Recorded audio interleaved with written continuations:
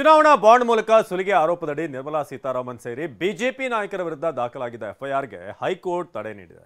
ಇದರಿಂದ ಬಿಜೆಪಿ ನಾಯಕರು ರಿಲೀಫ್ ಆಗಿದ್ದಾರೆ. ಕಾಂಗ್ರೆಸ್ಗೆ ಸಿಕ್ಕಿದ್ದ ಅಸ್ತ್ರ ಕೈ ತಪ್ಪಿ ಹೋಗಿದೆ. ಚುನಾವಣಾ ಬಾಂಡ್ ಕೇಸ್ ನಿರ್ಮಲಾ ಸೀತಾರಾಮನ್ಗೆ ರಿಲೀಫ್. ಹೈಕೋರ್ಟ್ ಏಕಸದಸ್ಯ ಪೀಠದಿಂದ ಎಫ್ಐಆರ್ಗೆ ಮಧ್ಯಂತರ ತಡೆಯಾಜ್ಞೆ. ಸಿಎಂ ವಿರುದ್ಧದ ಮುಡಾಸ್ತ್ರಕ್ಕೆ ಚುನಾವಣಾ ಬಾಂಡ್ ಬ್ರಹ್ಮಾಸ್ತ್ರ ರಾಜಕೀಯ ಕದನಕ್ಕೆ ವೇದಿಕೆಯಾಗಿತ್ತು. ಸಿಎಂ ರಾಜೀನಾಮೆ ಕೇಳಿದಾಗಲೆಲ್ಲ ಬಿಜೆಪಿ ನಾಯಕರ ಮೇಲೂ ಎಫ್ಐಆರ್ ಆಗಿದೆ, ಅವರು ರಾಜೀನಾಮೆ ಕೊಡ್ಲಿ ಅಂತ ಸಿಎಂ ಸೇರಿದಂತೆ ಕೈ ನಾಯಕರು ಟಾಂಗ್ ಕೊಟ್ಟಿದ್ರು. ಆದ್ರೆ ಇವತ್ತು ಚುನಾವಣಾ ಬಾಂಡ್ ಮೂಲಕ ಸುಲಿಗೆ ಕೇಸ್ನಲ್ಲಿ ಬಿಜೆಪಿ ನಾಯಕರ ವಿರುದ್ಧ ದಾಖಲಾಗಿದ್ದ ಎಫ್ಐಆರ್ಗೆ ಹೈಕೋರ್ಟ್ ತಡೆಯಾಜ್ಞೆ ನೀಡಿದೆ.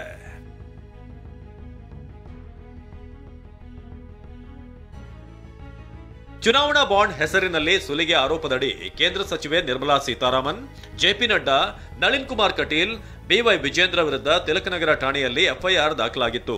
ಇದನ್ನ ಪ್ರಶ್ನಿಸಿ ಪ್ರಕರಣ ರದ್ದು ಕೋರಿ ನಳಿನ್ ಕುಮಾರ್ ಕಟೀಲು ಹೈಕೋರ್ಟ್ ಮೆಟ್ಟಿಲೇರಿದ್ರು. ನಳಿನ್ ಕುಮಾರ್ ಕಟೀಲು ಪರ ಕೆಜೆ ರಾಘವನ್ ವಾದ ಮಂಡಿಸಿದ್ರು. ಸುಲಿಗೆ ವ್ಯಾಖ್ಯಾನದ ಸನಿಹದಲ್ಲೂ ಈ ಆರೋಪ ಬರುವುದಿಲ್ಲ. ಜಾರಿ ನಿರ್ದೇಶನಾಲಯವನ್ನು ಆರೋಪಿಯನ್ನಾಗಿ ಎಫ್ಐಆರ್ ದಾಖಲಿಸಲಾಗಿದೆ. ಯಾರನ್ನೂ ಬೆದರಿಸಿ ಸುಲಿಗೆ ಮಾಡಿಲ್ಲ. ಸುಲಿಗೆಗೆ ಒಳಗಾದವರು ದೂರು ನೀಡಿಲ್ಲ. ಕಾನೂನಿನ ಕಣ್ಣಿನಲ್ಲಿ ಇದನ್ನ ಸುಲಿಗೆ ಎನ್ನಲಾಗುವುದಿಲ್ಲ.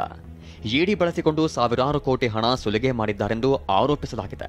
ಎಲೆಕ್ಷನ್ ಬಾಂಡ್ ಕ್ರಿಮಿನಲ್ ಕೇಸನ್ನ ಯಾರು ಬೇಕಾದರೂ ದಾಖಲಿಸಬಹುದೆಂದ ನಿಯಮಕ್ಕೂ ನಿರ್ಬಂಧಗಳಿವೆ.